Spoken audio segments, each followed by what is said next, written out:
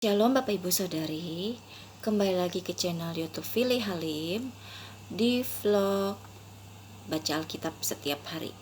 Kita mau baca Alkitab di Perjanjian Baru, Matius pasal 22 sampai 25 ya Bapak Ibu. Kita mau berdoa dulu ya. Tuhan, terima kasih Tuhan buat siang hari ini. Kau berikan kami kesempatan untuk membaca firman-Mu. Tuhan Yesus, berkati dari firman-Mu ini Tuhan, untuk rohani kami Tuhan semakin bertumbuh. Terima kasih Tuhan, haleluya, amin. Pasal 22, perumpamaan tentang perjamuan kawin. Lalu Yesus berbicara pula dalam perumpamaan kepada mereka, hal kerajaan sorga seumpama seorang raja yang mengadakan perjamuan kawin untuk anaknya. Ia menyuruh hamba-hambanya memanggil orang-orang yang telah diundang ke perjamuan kawin itu. Tetapi orang-orang itu tidak mau datang. Ia menyuruh pula hamba-hamba lain, pesannya, katakanlah kepada orang-orang yang diundang itu, sesungguhnya hidangan telah kusediakan. Lembu-lembu jantan dan ternak piaraanku telah disembelih. Semuanya telah tersedia, datanglah ke perjamuan kawin ini. Tetapi orang-orang yang diundang itu tidak mengindahkannya. Ada yang pergi ke ladang, ada yang pergi mengurus usahanya, dan yang lain menangkap hamba-hambanya itu, menyiksanya dan membunuhnya.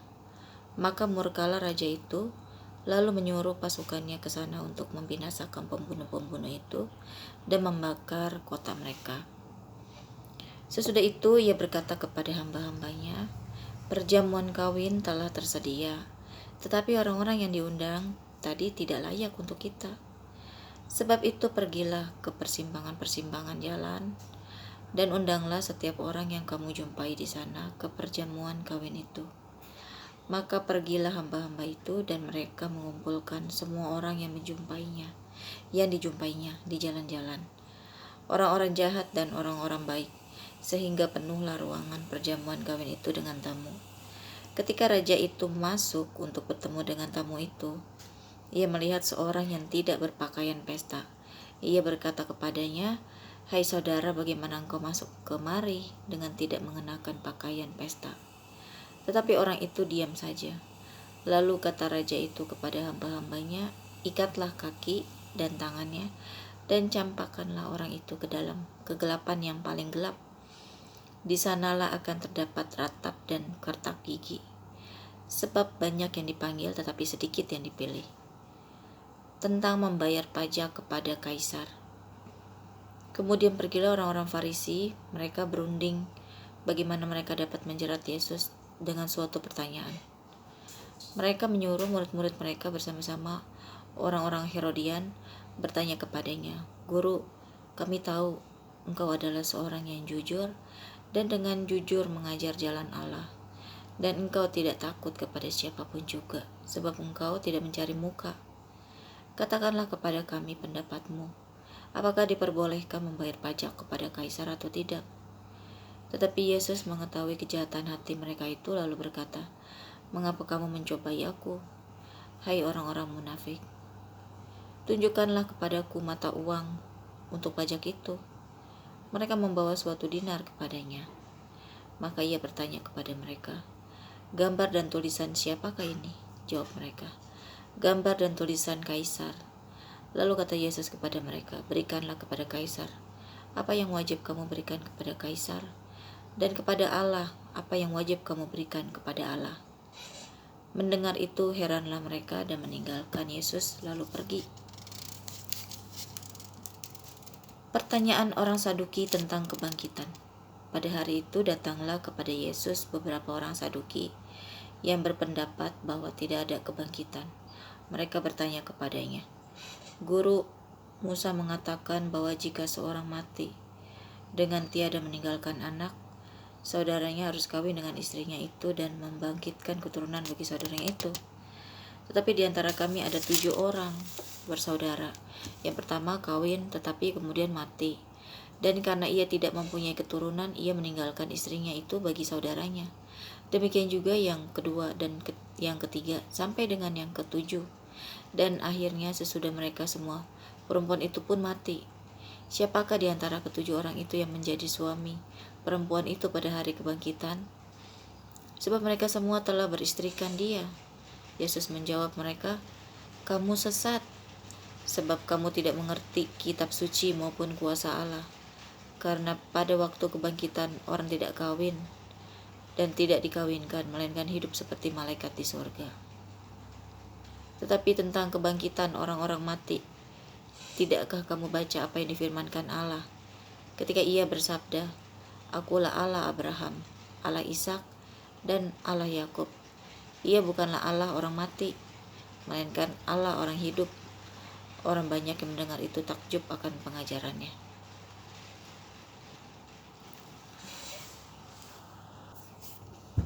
Hukum yang terutama.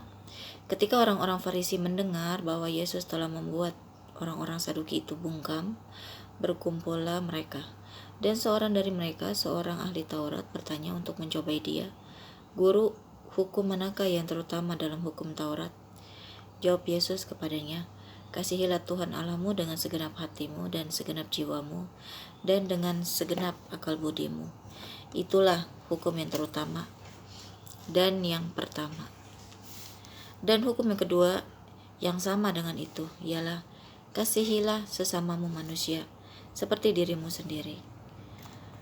Pada kedua hukum inilah tergantung seluruh hukum Taurat dan kitab para nabi." Hubungan antara Yesus dan Daud. Ketika orang-orang Farisi sedang berkumpul, Yesus bertanya kepada mereka, katanya, "Apakah pendapatmu tentang Mesias? Anak siapakah dia?" Kata mereka kepadanya, "Anak Daud." Katanya kepada mereka, "Jika demikian, bagaimanakah Daud oleh pimpinan roh dapat menyebut dia tuannya ketika ia berkata, Tuhan telah berfirman kepada Tuanku, duduklah di sebelah kananku, sampai musuh-musuhmu kutaruh di bawah kakimu. Jadi jika Daud menyebut dia tuannya, bagaimana mungkin ia anaknya pula?" Tidak ada seorang pun yang dapat menjawabnya, dan sejak hari itu tidak ada seorang pun juga yang berani menanyakan sesuatu kepadanya. Pasal 23, Yesus mengecam ahli-ahli Taurat dan orang-orang Farisi. Maka berkatalah Yesus kepada orang-orang banyak dan kepada murid-muridnya, katanya, ahli-ahli Taurat dan orang-orang Farisi telah menduduki kursi Musa. Sebab itu turutilah dan lakukanlah segala sesuatu yang mereka ajarkan kepadamu, tetapi janganlah kamu turuti perbuatan-perbuatan mereka, karena mereka mengajarkannya tetapi tidak melakukannya. Mereka mengikat beban-beban berat, lalu meletakkannya di atas bahu orang, tetapi mereka sendiri tidak mau menyentuhnya. Semua pekerjaan yang mereka lakukan hanya dimaksud supaya dilihat orang. Mereka memakai tali sembayang yang lebar dan jubah yang panjang. Mereka suka duduk di tempat terhormat dalam perjamuan dan di tempat terdepan di rumah ibadat. Mereka suka menerima penghormatan di pasar dan suka dipanggil rabi. Tetapi kamu, janganlah kamu disebut rabi, karena hanya satu rabimu, dan kamu semua adalah saudara. Dan janganlah kamu menyebut siapapun Bapa di bumi ini, karena hanya satu Bapakmu, yaitu Dia yang di sorga. Janganlah pula kamu disebut pemimpin, karena hanya satu pemimpinmu, yaitu Mesias. Barang siapa terbesar di antara kamu, hendaklah ia menjadi pelayanmu. Dan barang siapa meninggikan diri, ia akan direndahkan, dan barang siapa merendahkan diri, ia akan ditinggikan. Celakalah kamu, hai ahli Taurat dan orang-orang Farisi, hai kamu orang-orang munafik, karena kamu menutup pintu-pintu kerajaan sorga di depan orang. Sebab kamu sendiri tidak masuk, dan kamu merintangi mereka yang berusaha untuk masuk. Celakalah kamu, hai ahli-ahli Taurat dan orang-orang Farisi, hai kamu orang-orang munafik, sebab kamu menelan rumah janda-janda, sedang kamu mengelabui mata orang dengan doa yang panjang-panjang. Sebab itu kamu pasti akan menerima hukuman yang lebih berat. Celakalah kamu ahli-ahli Taurat dan orang-orang Farisi, hai kamu orang-orang munafik, sebab kamu mengarungi lautan dan menjelajah daratan untuk mentobatkan satu orang saja menjadi penganut agamamu. Dan sesudah ia bertobat, kamu menjadikan dia orang neraka yang 2 kali lebih jahat daripada kamu sendiri. Celakalah kamu, hai pemimpin-pemimpin buta, yang berkata, bersumpah demi bait suci, sumpah itu tidak sah. Tetapi bersumpah demi emas bait suci, sumpah itu mengikat. Hai kamu orang-orang bodoh dan orang-orang buta, apakah yang lebih penting, emas atau bait suci yang menguduskan emas itu? Bersumpah demi mesbah, sumpah itu tidak sah. Tetapi bersumpah demi persembahan yang ada di atasnya, sumpah itu mengikat. Hai kamu orang-orang buta, apakah yang lebih penting, persembahan atau mesbah yang menguduskan persembahan itu? Karena itu barang siapa bersumpah demi mesbah, ia bersumpah demi mesbah dan juga demi segala sesuatu yang terletak di atasnya. Dan barang siapa bersumpah demi bait suci, ia bersumpah demi bait suci dan juga demi dia yang diam di situ. Dan barang siapa bersumpah demi sorga, ia bersumpah demi tahta Allah dan juga demi dia yang bersemayam di atasnya. Celakalah kamu, hai ahli-ahli Taurat dan orang-orang Farisi, hai kamu orang-orang munafik, sebab persepuluhan dari selasi, adas manis, dan jintan kamu bayar. Tetapi yang terpenting dalam hukum Taurat kamu abaikan, yaitu keadilan dan belas kasihan dan kesetiaan. Yang satu harus dilakukan dan yang lain jangan diabaikan. Hai kamu pemimpin-pemimpin buta, nyamuk kamu tapiskan dari dalam minumanmu, tetapi unta yang di dalamnya kamu telan. Tunggu sebentar ya. Celakalah kamu, hai ahli-ahli Taurat dan orang-orang Farisi, hai kamu orang-orang munafik, sebab cawan dan pinggan kamu bersihkan sebelah luarnya, tetapi sebelah dalamnya penuh rampasan dan kerakusan. Hai orang Farisi yang buta, bersihkanlah dahulu sebelah dalam cawan itu, maka sebelah luarnya juga akan bersih. Celakalah kamu, hai ahli-ahli Taurat dan orang-orang Farisi, hai kamu orang-orang munafik, sebab kamu sama seperti kuburan yang dilabur putih, yang sebelah luarnya memang bersih tampaknya, tetapi yang sebelah dalamnya penuh tulang belulang dan berbagai jenis kotoran. Demikian jugalah kamu, di sebelah luar kamu tampaknya benar di mata orang, tetapi di sebelah dalam kamu penuh kemunafikan dan kedurjanaan. Celakalah kamu, hai ahli-ahli Taurat dan orang-orang Farisi, hai kamu orang-orang munafik, sebab kamu membangun makam nabi-nabi dan memperindah tugu orang-orang saleh, dan berkata, jika kami hidup di zaman nenek moyang kita, tentulah kami tidak ikut dengan mereka dalam pembunuhan nabi-nabi itu. Tetapi dengan demikian kamu bersaksi terhadap diri kamu sendiri, bahkan kamu adalah keturunan pembunuh nabi-nabi itu. Jadi penuhilah juga takaran nenek moyangmu. Hai kamu ular-ular, hai kamu keturunan ular beludak, bagaimanakah mungkin kamu dapat meluputkan diri dari hukuman neraka? Sebab itu lihatlah, aku mengutus kepadamu nabi-nabi, orang-orang bijaksana dan ahli-ahli Taurat. Separuh di antara mereka akan kamu bunuh dan kamu salibkan.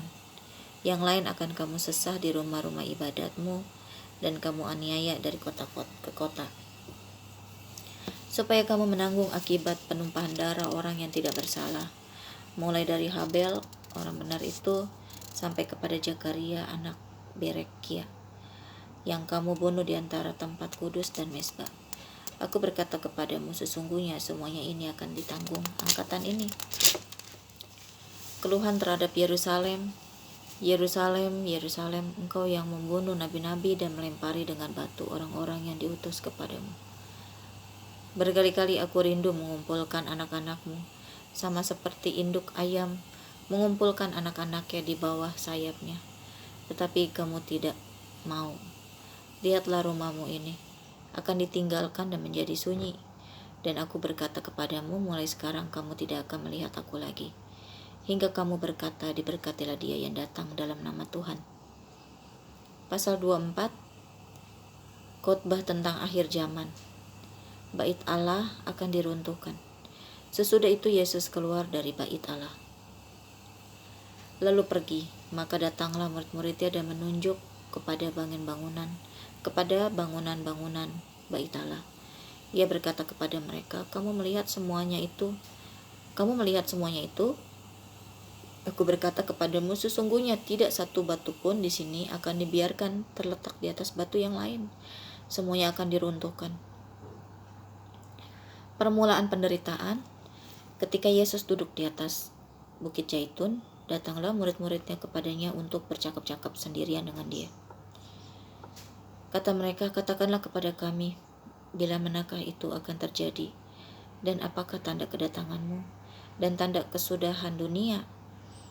Jawab Yesus kepada mereka, waspadalah supaya jangan ada orang yang menyesatkan kamu.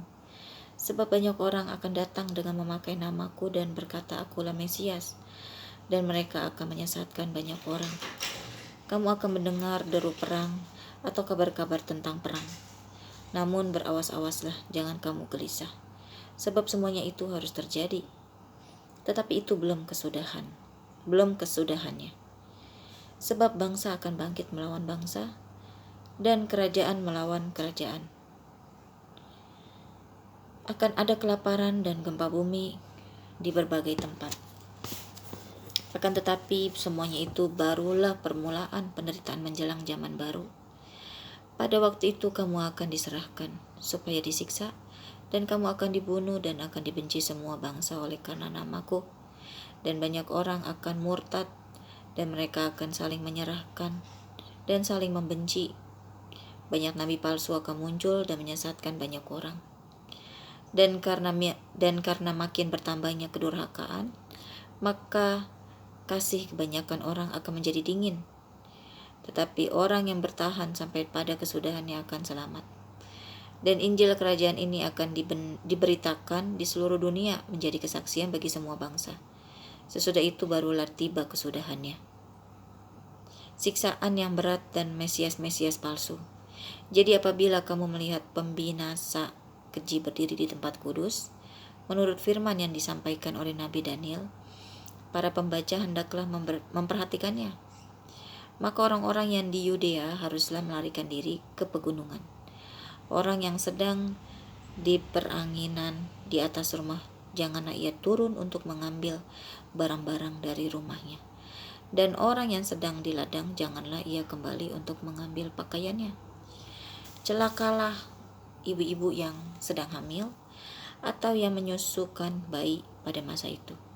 Berdoalah supaya waktu kamu melarikan diri itu jangan jatuh pada musim dingin dan jangan pada hari Sabat. Sebab pada masa itu akan terjadi siksaan yang dahsyat seperti yang belum pernah terjadi sejak awal dunia sampai sekarang, dan yang tidak akan terjadi lagi. Dan sekiranya waktunya tidak dipersingkat, maka dari segala yang hidup tidak akan ada yang selamat.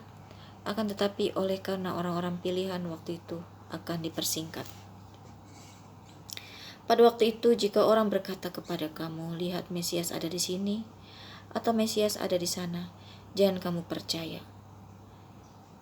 Saya jadi ingat sedikit ya cerita ya tentang ayat 23 ini. Dulu zaman saya masih kecil, ada yang bilang katanya Tuhan Yesus nongol di tembok gitu ya. Katanya ada nampak di tembok dulu ya. Dan waktu masih kecil itu saya juga sampai kayak sampai percaya nggak percaya. Iya ada tembok ya. Dulu sempat viral juga di sini ya. Jadi kita jangan percaya matang-matang juga ya. Tuhan Yesus katanya nampak di tembok ada gitu ya. Ya maksudnya ya pokoknya ya percaya nggak percaya lah gitu ya. Ya pokoknya harus begitu ya, banyak nabi-nabi palsu ya. Makanya saya juga koreksi diri ya, hati-hati takutnya menyesatkan kan ya Bapak Ibu ya. Dan pasal 24 ayat 24, sebab Mesias-Mesias palsu dan nabi-nabi palsu akan muncul, dan mereka akan mengadakan tanda-tanda yang dahsyat dan mujizat-mujizat, sehingga sekiranya mungkin mereka menyesatkan orang-orang pilihan juga. Camkanlah, aku sudah mengatakannya terlebih dahulu kepadamu. Jadi apabila orang berkata kepadamu, lihat, ia ada di padang gurun, janganlah kamu pergi ke situ. Atau lihat, ia ada di dalam bilik, janganlah kamu percaya. Sebab sama seperti kilat memancar dari sebelah timur dan melontarkan cahayanya sampai ke barat, demikianlah pula lah kelak kedatangan Anak Manusia. Di mana ada bangkai, di situ burung najar berkerumun. Di situ ya. Kedatangan Anak Manusia perumpamaan tentang pohon ara. Segera sesudah siksaan pada masa itu, matahari akan menjadi gelap dan bulan tidak bercahaya, dan bintang-bintang akan berjatuhan dari langit, dan kuasa-kuasa langit akan goncang. Pada waktu itu akan tampak tanda Anak Manusia di langit, dan semua bangsa di bumi akan meratap, dan mereka akan melihat Anak Manusia itu datang di atas awan-awan di langit dengan segala kekuasaan dan kemuliaannya. Dan ia akan menyuruh keluar malaikat-malaikatnya dengan meniup sangkakala yang dahsyat bunyinya.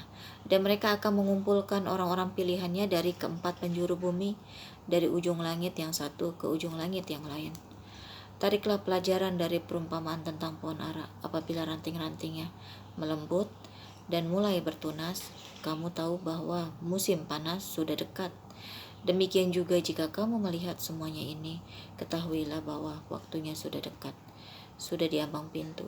Aku berkata kepadamu, sesungguhnya angkatan ini tidak akan berlalu sebelum semuanya ini terjadi. Langit dan bumi akan berlalu, tetapi perkataanku tidak akan berlalu. Tetapi tentang hari dan saat itu tidak seorang pun yang tahu, malaikat-malaikat di surga tidak, dan anak pun tidak, hanya Bapa sendiri. Nasihat supaya berjaga-jaga. Sebab sebagaimana halnya pada zaman Nuh, demikian pula halnya kelak pada kedatangan Anak Manusia.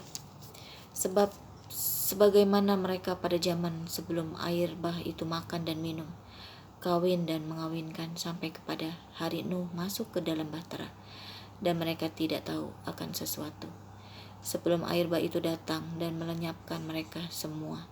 Demikian pula lah halnya kelak pada kedatangan Anak Manusia. Pada waktu itu, kalau ada 2 orang di ladang, yang seorang akan dibawa dan yang lain akan ditinggalkan. Kalau ada 2 orang perempuan sedang memutar batu kilangan, yang seorang akan dibawa dan yang lain akan ditinggalkan. Karena itu berjaga-jagalah, sebab kamu tidak tahu pada hari mana Tuhanmu datang. Tetapi ketahuilah ini, jika tuan rumah tahu pada waktu mana pada malam hari pencuri akan datang, sudahlah pasti ia berjaga-jaga dan tidak akan membiarkan rumahnya dibongkar. Sebab itu hendaklah kamu juga siap sedia, karena Anak Manusia datang pada saat yang tidak kamu duga. Perumpamaan tentang hamba yang setia dan hamba yang jahat. Siapakah hamba yang setia dan bijaksana yang diangkat oleh tuannya atas orang-orangnya untuk memberikan mereka makanan pada waktunya? Berbahagialah hamba yang didapati tuan yang melakukan tugasnya itu ketika tuannya itu datang. Aku berkata kepadamu, sesungguhnya tuannya itu akan mengangkat dia menjadi pengawas segala miliknya. Akan tetapi apabila hamba itu jahat dan berkata di dalam hatinya, tuanku tidak datang-datang, lalu ia mulai memukul hamba-hamba lain dan makan minum bersama-sama pemabuk-pemabuk, maka tuan hamba itu akan datang pada hari yang tidak disangkakannya dan pada saat yang tidak diketahuinya, dan akan membunuh dia dan membuat dia senasib dengan orang-orang munafik. Di sanalah akan terdapat ratapan dan kertakan gigi. Pasal terakhir ya, 25 ya. Gadis-gadis yang bijaksana dan gadis-gadis yang bodoh. Pada waktu itu hal kerajaan sorga seumpama 10 gadis yang mengambil pelitanya dan pergi menyongsong mempelai laki-laki. 5 diantaranya bodoh dan 5 bijaksana. Gadis-gadis yang bodoh itu membawa pelitanya tetapi tidak membawa minyak, sedangkan gadis-gadis yang bijaksana itu membawa pelitanya dan juga minyak dalam buli-buli mereka. Tetapi karena mempelai itu lama tidak datang juga, mengantuklah mereka semua lalu tertidur. Waktu tengah malam terdengarlah suara orang berseru, "Mempelai datang, mempelai datang, songsonglah dia." Gadis-gadis itu pun bangun semuanya lalu membereskan pelita mereka. Gadis-gadis yang bodoh berkata kepada gadis-gadis yang bijaksana, "Berikanlah kami sedikit dari minyakmu itu, sebab pelita kami hampir padam." Tetapi jawab gadis-gadis yang bijaksana itu, "Tidak, nanti tidak cukup untuk kami dan untuk kamu.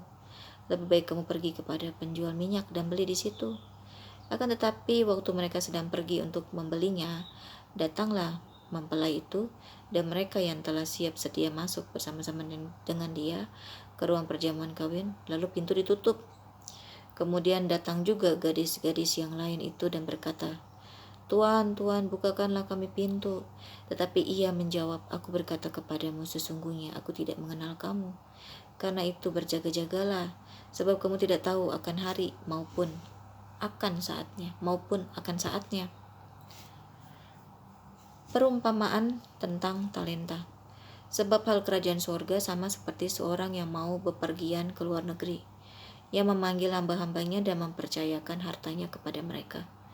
Yang seorang diberikannya 5 talenta, yang seorang lagi 2, dan yang seorang lain lagi 1, masing-masing menurut kesanggupannya.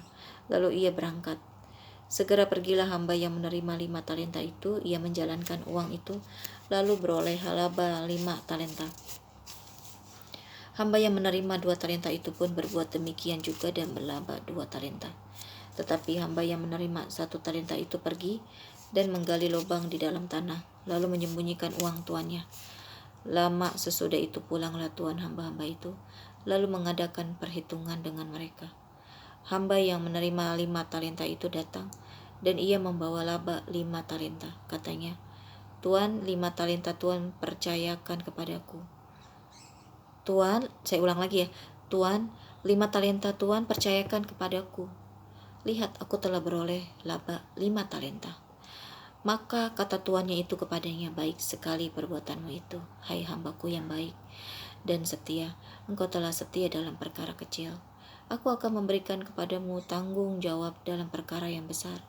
Masuklah dan turutlah dalam kebahagiaan tuanmu." Lalu datanglah hamba yang menerima 2 talenta itu, katanya, "Tuan, 2 talenta Tuan percayakan kepadaku. Lihat, aku telah beroleh laba 2 talenta." Maka kata tuannya itu kepadanya, baik sekali perbuatanmu itu, hai hambaku yang baik dan setia. Engkau telah setia memikul tanggung jawab, dan dalam perkara yang kecil, aku akan memberikan kepadamu tanggung jawab dalam perkara yang besar. Masuklah dan turutlah dalam kebahagiaan tuanmu." Kini datanglah juga hamba yang menerima 1 talenta itu, dan berkata, "Tuan, aku tahu bahwa Tuan adalah manusia yang kejam, yang menuai di tempat di mana Tuan tidak menabur, dan yang memungut dari tempat di mana Tuan tidak menanam. Karena itu aku takut dan pergi menyembunyikan talenta Tuan itu di dalam tanah. Ini, terimalah kepunyaan Tuan." Maka jawab tuannya itu, "Hai kamu, hamba yang jahat dan malas. Jadi kamu sudah tahu bahwa aku menuai di tempat di mana aku tidak menabur, dan memungut dari tempat di mana aku tidak menanam. Karena itu sudahlah seharusnya uangku itu kau berikan kepada orang yang menjalankan uang, supaya sekembaliku aku menerimanya serta dengan bunganya. Sebab itu ambillah talenta itu daripadanya, dan berikanlah kepada orang yang mempunyai 10 talenta itu. Karena setiap orang yang mempunyai kepadanya akan diberi, sehingga ia berkelimpahan. Tetapi siapa yang tidak mempunyai apapun juga, yang ada padanya akan diambil daripadanya. Dan campakkanlah hamba yang tidak berguna itu ke dalam kegelapan yang paling gelap. Di sanalah akan terdapat ratap dan retak gigi." Penghakiman terakhir. Apabila Anak Manusia datang dalam kemuliaannya dan semua malaikat bersama-sama dengan dia, maka ia akan bersemayam di atas tahta kemuliaannya.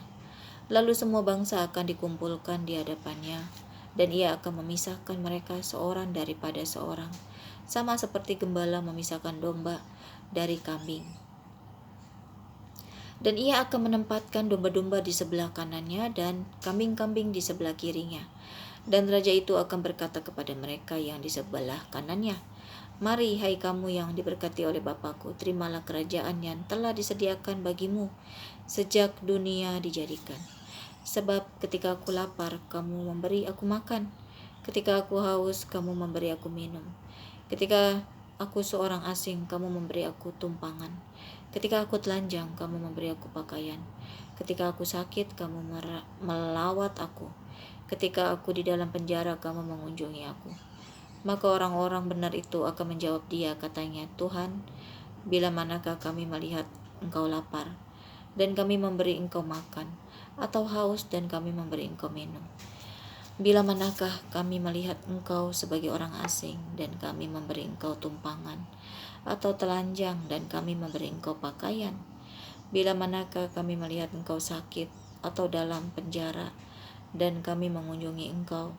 Dan raja itu akan menjawab mereka, Aku berkata kepadamu, sesungguhnya segala sesuatu yang kamu lakukan untuk salah seorang dari saudaraku yang paling hina ini, kamu telah melakukannya untuk aku. Dan ia akan berkata juga kepada mereka yang di sebelah kirinya, Nyala dari hadapanku, hai kamu orang terkutuk. Nyala ke dalam api yang kekal, yang telah sedia untuk iblis dan malaikat-malaikatnya. Sebab ketika aku lapar, kamu tidak memberi aku makan. Ketika aku haus, kamu tidak memberi aku minum. Ketika aku seorang asing, kamu tidak memberi aku tumpangan. Ketika aku telanjang, kamu tidak memberi aku pakaian. Ketika aku sakit dan dalam penjara, kamu tidak melawat aku. Lalu mereka pun akan menjawab dia, katanya, Tuhan, bila manakah kami melihat engkau lapar atau haus atau sebagai orang asing, atau telanjang atau sakit, atau dalam penjara dan kami tidak melayani engkau? Maka ia akan menjawab mereka, Aku berkata kepadamu, sesungguhnya segala sesuatu yang tidak kamu lakukan untuk salah seorang dari yang paling hina ini, kamu tidak melakukannya juga untuk aku. Dan mereka ini akan masuk ke tempat siksaan yang kekal, tetapi orang benar ke dalam hidup yang kekal. Amin ya, Bapak. Kita sudah selesai membaca firman Tuhan ya, dari pasal 22 sampai 25. Kita mau tutup dalam doa ya. Tuhan, terima kasih Tuhan buat firman-Mu ini. Engkau telah mengingatkan kami, Tuhan Yesus, agar kami terus berjaga-jaga, agar kami terus hidup takut akan Padamu, Tuhan. Karena Engkau melihat perbuatan kami, Tuhan, selama kami bernafas. Bukan apabila kami hidup sudah terbiasa yang dengan gaya hidup serupa dunia, Tuhan, dengan aktivitas-aktivitas kami yang hanya melakukan aktivitas dunia saja, Tuhan, tetapi aktivitas rohani tidak ada pada setiap kami. Tuhan Yesus, ampuni setiap kami, Tuhan, agar kami menyadari bahwa hidup ini bukan hanya kami lakukan aktivitas kami, Tuhan, sehari-hari yang kami lakukan. Mungkin kami makan, tidur, bekerja, berkumpul bersama saudara, tetapi Engkau ingin agar kami datang, Tuhan, kepadamu. Mungkin kami pada saat berkumpul, kami ada mezbah doa dengan keluarga besar atau keluarga kecil kami. Dan juga ketika kami beraktivitas, kami juga untuk terus mengandalkan Engkau, untuk terus berdoa setiap detik, setiap menit, Tuhan, agar kami tetap berjuang untuk melawan segala kedagingan kami, sehingga kami melakukan segala aktivitas kami tidak mengikuti kedagingan kami, hawa nafsu kami, Tuhan. Entah itu marah, entah itu egois kami yang memikirkan diri kami, tidak mementingkan sesama, orang-orang yang sedang membutuhkan, yang kesusahan, yang miskin, atau apapun itu, Tuhan. Ampuni setiap kami, Tuhan, apabila kami juga melakukan kedagingan kami yang serakah, yang hanya memikirkan diri kami, dan juga yang curang. Tuhan Yesus, biarlah setiap kami, Tuhan, menyadari bahwa selama hidup ini kami untuk terus selalu menyertai Engkau, Tuhan, di dalam aktivitas kami, selalu berdoa dan selalu berbicara kepadamu, dan selalu adakan di setiap hari kami intim kepadamu, agar kami berjaga-jaga, Tuhan. Dan karena Engkau datang kedua kali, Engkau datang tiba-tiba. Mungkin Engkau datang hari ini bisa, atau mungkin kami tutup usia hari ini juga bisa, tanpa kami ketahui semua itu, Tuhan. Terima kasih Tuhan, Kau mengingatkan buat firman-Mu ini Tuhan. Dan juga apabila kami juga sebagai pelayan-Mu yang menyesatkan sesama kami Tuhan, biarlah Tuhan kami berdoa untuk setiap pelayan-pelayan-Mu Tuhan, hamba-hamba-Mu Tuhan, apapun itu pelayanannya Tuhan, agar Engkau mengurapi setiap kami, agar kami hidup takut padamu Tuhan, tidak mengikuti hawa nafsu daging kami Tuhan, yaitu kedagingan kami, karena kami sebagai manusia Tuhan, walaupun jabatan kami sebagai pendeta atau gembala atau pelayan-Mu Tuhan, pelayan-pelayan di gereja, melayani jiwa-jiwa, tetapi kami tetap ada daging Tuhan, kami bisa kompromi pada dosa Tuhan.